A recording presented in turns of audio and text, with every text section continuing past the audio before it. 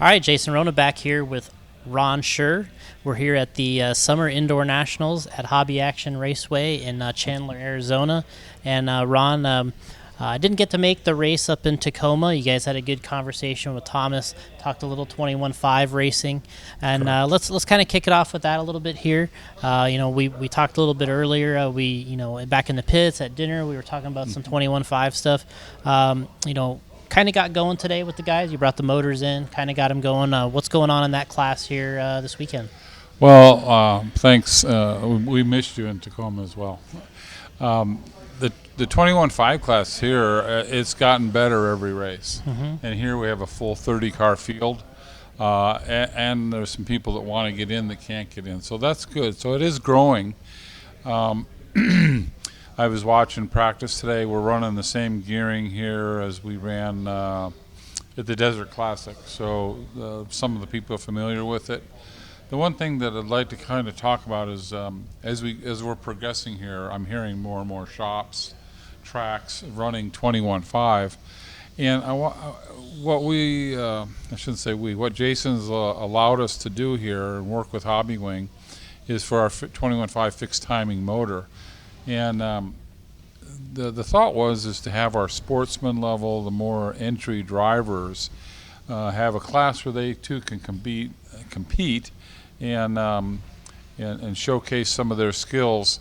And we're watching, and we've had a couple times after seeding, one of the racers will be just way too fast. And when I say way too fast, we're talking almost a second a lap, 3 seconds in three laps.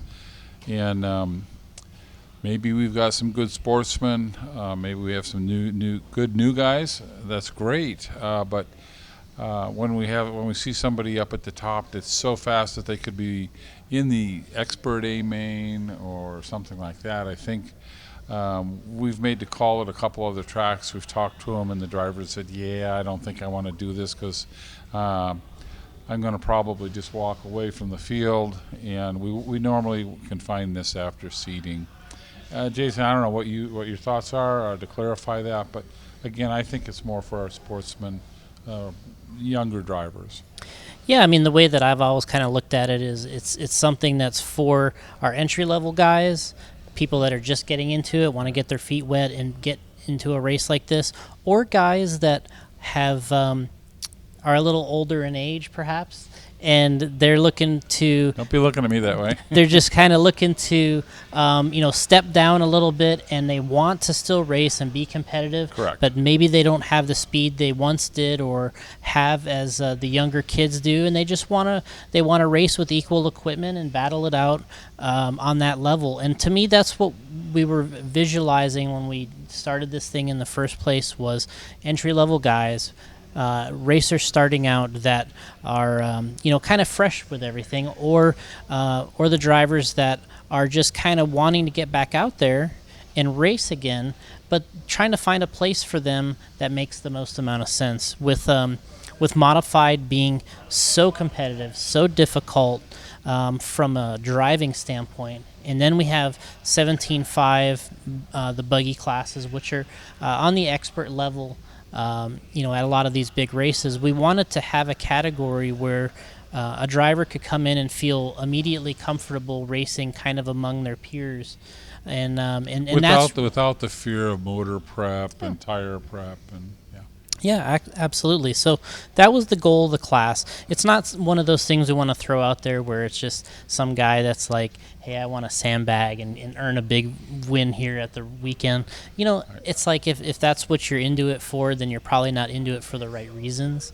It's you kind of want to earn it side by side with somebody, and not just lap everyone a couple times and take the trophy. You want to be competitive and mix it up with the group, and that's kind of what we're aiming for, a nice competitive level playing field of racers that are kind of all wanting to have the same type of experience, which is to have the experience of the race, see the top end drivers, look at maybe the stock class, but then enter themselves in the 21.5 where they can kind of relax a little bit on the equipment and it not be as much under pressure on the motors and the tire and the gearing. Yeah. Yeah. So to me, I look at it from, in my perspective, being 42 years old, I look at it and I say, you know what, if I was somebody that was wanting to get into this, and I didn't have the experience, it'd be a great class because I do like being around the cars. I do like racing, and There's many of us older people, as you mentioned, that do still enjoy this, but for a lot of reasons we aren't as fast as we used to be, and or maybe we're just starting. I've seen at some of the tracks we've gone to some gentlemen that are actually they put a big smile on their face, and they come off, and even in the 21.5 class they're struggling to do good, but they're having a blast and smiling, and that's the cool part. Yeah, you like being around the cars, the people, and the product, and you want to go out and have this good time, and that's what this class is all about. So we wanted to kind of throw that out there, and for people that have questions or want to sign up for upcoming races, that's the thing to keep in mind. Don't need to dwell on it, but that's something we need to be talking about, and we did. Yeah, and I think having a successful series here is really going to help people wanting to do this even next year. Now we're 3 races in. We're a 5-race series, but we're 3 races in, and including this one, we got 2 more to go, and like you said, we're at 30 entries here, and we have other people that want to join, and we're definitely looking at that, and it's not a goal that we want to cut it off. I think down the road... Well, we were concerned, would we even get 30? Correct. So here we are. Yeah, and we wanted to make the number easy for Ron to be able to provide the motors, but down the road, if we get a lot of requests, it would be a great accomplishment on my end to see this to be the biggest class. When I look down the board, that's what I look at is what's the most popular class. What can we do to inject some enthusiasm for people to come and run this that aren't really already going to be there? There's some people that are already going to be here because of their commitments, level, all that type of thing. But we want to attract people that are coming from around that just see this as something that is something they really want to do. And I could see this growing to the point where it's one of our more popular classes. It's got indication that's the direction we're going in, and it's really good to see because too often when we come to these races, people aren't smiling when they're coming off the driver's stand, and for the most part, these guys are having a good time up there. Yeah, and we've had some conversations already about things to improve for the next season, and it's constantly evolving, and that's kind of what I like about it, and it's something we can discuss all the time and make little tiny tweaks and come up with something that's even better, and that's actually been a kind of a welcomed, fun addition to adding the class is just, hey, what can we do here and there and make the little tweaks. So, that's kind of our... That's kind of our 21.5 talk. We'll talk a little bit more now with Ron. Obviously the Hobbywing's the big supporter with the 21.5 class, but we'll switch a little bit. Instead of talking motors, we'll talk a little speed controls. Hobbywing got a ton of great equipment out there, but recently, you're getting a new speed control going in the hands of the top level guys who test it to the limits. As we were talking about last night, just the feedback you get from these guys is great because it improves the product. Correct. And that's kind of where we are here today. New speed control. Tell us about this update. Yeah, the one where Jason just mentioned here is the new Hobbywing XR10 Pro G2 for Generation 2, and that's been available now for approximately 3 weeks. And I just wanted to briefly touch base and tell you a little bit about some of the new features. The first thing is on BEC. We used to have 6.0 or 7.4 volts. Now I can go from 5.5 all the way up to 7.4 in 10th increments. So is that a big deal? For most of us, myself included, maybe not so much a big deal, but it allows you to control the speed and the power going through your system to match it to more what you need. And if you get the servo too fast, that's not always the best thing. So some people slow it down, and there's various ways to do that. Now we have variable voltage on the BEC. The BEC also, I want to point out, is significantly stronger than the other one. I don't remember the exact specs, but I want to say it's in the neighborhood of 10 amp. So now when the fan goes up, you'll see smoke instead of just sort of petering out.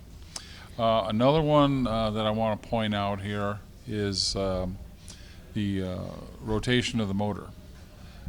We now can go clockwise or counterclockwise within the speedo with a parameter. So there's that feature. Then we got drive frequency. Same drive frequency as we've had before from 1 through 32. And now we have customize. And you'll see in the video that we'll have here inserted that the customize feature, I can now graph through I've got the frequency going up the left, you'll see, and across the bottom going to the right is the throttle position. So I can now map out where I want my frequencies. So you normally want a lower frequency to get started, a little more torque, so I could start a lower frequency, and as the car is going up through the throttle movement, I can start raising that frequency and start gaining some efficiency. I think that's going to be a big step. I could be wrong, but we have that now. And then on the brake strength, we always got stuck with going from, if you remember this, 37.5, then it went to 50%, then 62.5, 75, etc. That's now been made so it's a 1-by-1 increment, so I can go to 62, I can go to 66, 71, 41, 21, and we've also gone up to 150. And what we allowed the 150 for, 150 count instead of over 100, is because on the 21.5s, 25.5s, a lot of people just could not stop. And now we've got the ability to get extra brake, and that's been accommodated in the software through the speed control to allow more braking action. And then there's a lot of other features in this. This speed control is new ground up. It's the latest M4 processor in this machine, in this ESC. Almost talking about laptops for a minute. And so what you're going to notice is a much more linear feel. It's very smooth. And the processor is so fast, we have enough memory in it that it can calculate much quicker than in the past. But it's a new ground-up speed control from the hardware side, from the software side, and I hope you have a good time with it. On the Wi-Fi portion, we've changed two things. On the Wi-Fi software, I wanted to point out, and the part that I like the best is I use the data points. We will have full logging very soon available on the G2. That's not quite ready yet. We've got some things to finish up. But I can now go in on the data log with the data points. I can go in and clear that. So if I don't want to be confused with past runs, I can clear that out. And the other thing, when you log into the Wi-Fi, if there's a new version of software out there, it just gives you a little reminder pop-up. So that's just some things, but the initial reports are very good with it. The friends in the Oval series are giving me glowing reviews about it, which is always a good thing. And everybody that I've talked to that's been able to try one, run one, get one, seems quite happy. So, normally, would you recommend this is like this is the highest performance level speed control that they would offer then for maybe the 1/10 level car? For 1/10, this is the top of the line. Yeah. Do you see down the road any of this, kind of trickling into any other components or speedos, or do you think that it's so high end that it's going to be kind of its own, and the others will still kind of advance at their own level? Well, the others are going to probably have to advance at their own level because we have smaller footprint. Mm-hmm. The smaller footprint is limiting us in processor memory size. Okay. So this is a consideration. It's being determined, I'll put it, right now, how far down we can go. Mm-hmm. But I'd like to see us be able to do some of the similar features in the smaller speed controls. Yeah, I mean, I asked just because I know those are so popular also in the market, and I know people on that level would definitely appreciate, obviously, the little updates, and that goes a long way with those level speed controls also. We're working on a lot of we've been a little quiet, and I think you'll see some things coming out over the next little while. I mean, a little while is 6 months maybe. Yeah. That seems like a long time to me, maybe for you. Excuse me. But we're doing some stuff to make things better across the board for all of them. I've had a lot of requests for our just stock speed control to be not so adjustable. Now that the 21.5 is becoming popular, we're getting requests to, hey, can you make a speed control that people can't screw around with all this stuff to get different effects? It's just a simple speed control. Just limited. Just limited rather than just stock. Yeah. So that's kind of an interesting development out of all this. Good. So we look forward to kind of seeing some more of the guys getting and using some of those new adjustments, that we've talked about, because when I'm in the pits and guys are making these adjustments throughout the electrical more than I've ever seen. I think in today's racing, it's just amazingly important. Well, as I get to work with many of the people and get to go to a lot of tracks, I see a lot of people that don't take advantage of the tool called the transmitter. There's a lot of good things in there that you can help yourself with. And then now we've got the speed controls even a little bit more. There's a lot of things that you can learn and help yourself and make it easy for you to be repeatable in your driving and smooth it out and stuff electronically rather than trying to do it all with your finger now. So, moving into the next component, on the motor side of things, what's coming down the road, not only for Hobbywing, but maybe, on the Sure Speed level, or, if we want to keep it on Hobbywing, what's coming down the road? On Hobbywing, we will be introducing a new G3R motor series for the spec series that has got some new upgrades in it. I had the opportunity to try them and look at them and play with them, and it's by far the best stock motor that Hobbywing is going to be coming out with. We just got enough samples and pre-production samples to send to Roar, and we don't want to release it until we know it's legal, so we don't have any issues. And so I'm assuming we're looking at 3 months maybe. Okay, so that for the Hobbywing fan or the Hobbywing user, that's kind of the date that they can look forward to. Yeah, I think you're looking a few months because again we got to get it through Roar, and if there's a hiccup that we have to resubmit, I don't know what that would be right now, but you never know. Yeah. On the Sure Speed side, it's things have been going very well. We're still competitive. We're still right up at the top with all the races, so I'm thrilled with that. I'm starting to get my thoughts more organized to go on to the V5, but yet I don't. I really have no time frame on that.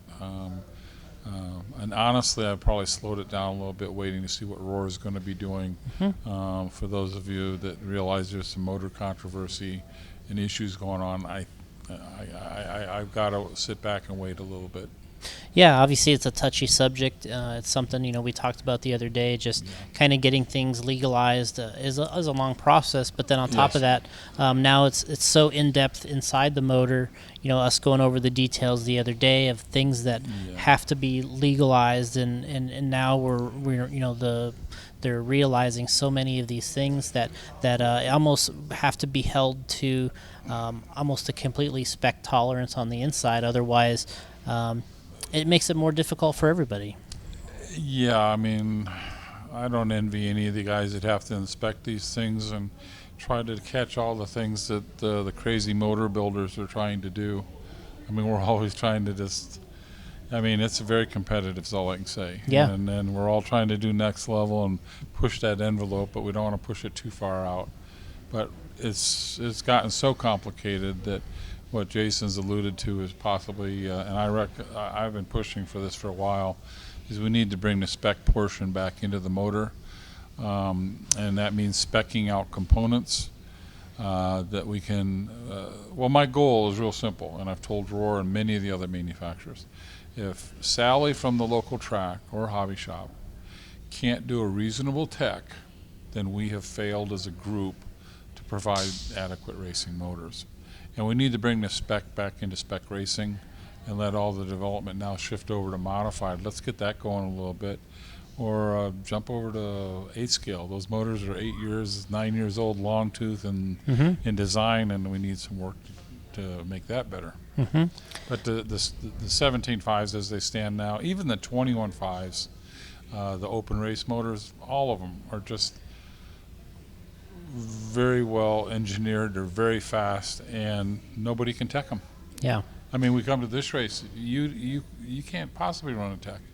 Yeah, it's very difficult. Yeah, and that goes on for every the race. part that we're having a difficulty with is staying up with what's legal, what's not legal, the motor that, and you don't want to eliminate anybody from competition, because that's the last thing you want to do is say, hey, you can't come race. But then they show up with equipment, and then it's probably the most difficult part of any type of racing is having to tech something or be involved with 17.5 because of all that, because you don't want to turn people away for anything. Right. And that's the goal, is to have racers out there, and having all these issues, controversy, and it makes it very difficult on everybody to. Well, it's stressful for everyone. I mean, when there's a problem, who's the first to get hit with the issue when they can't bring their they bring their motor and they find out it's a paperweight, and they may have spent $100, they may have spent $200. I don't know. That's not a good thing for the racer. And then if you flip flop it the other way, the manufacturers also get stuck, because now we got to go through and develop something else, and it just ratchets up the cost. And I'll say, even though we have the fixed timing 21.5s, unless you run the same motor in a race, you can't really run fixed timing from company A to company B to company C, because there's no standard for what the timing is and what components are used. So I think the best thing to do is put the spec back in spec racing for the variable timing motors, and kind of lock it down a little bit. Yeah, I think that obviously would help to rein it in a little bit. Yeah. The names that are popular and the names that win races, I think, probably will not change. I don't think it'll change at all. But it'll be much easier on the competitors and the people involved with their equipment. And you're involved in this all the time, much more than I am on the inside as far as that process. And hopefully, with the new presidents and people we have in Roar, that they will help at some point and get this kind of right the ship a little bit and turn this into. It's a tall task. Yeah. A very tall task, and it's going to take some. I think it's time, is all I'll say. With the last things that's happened in the last few weeks, I think the motor manufacturers, all are sitting here going, "What are we doing?" And but I think it's time. All right, well, that's Ron Schuur. Another check-in here with Hobbywing and Sure Speed here at the Summer Indoor Nationals. We're here at Hobby Action, just getting some seating underway here, and excited to see how the guys kind of play it out here early on. And we got a lot of action here this weekend. Haven't even started racing yet, and as always, we look forward to chatting with Ron and getting his side of the story and the new products. And thanks, everyone, for watching. Thank you.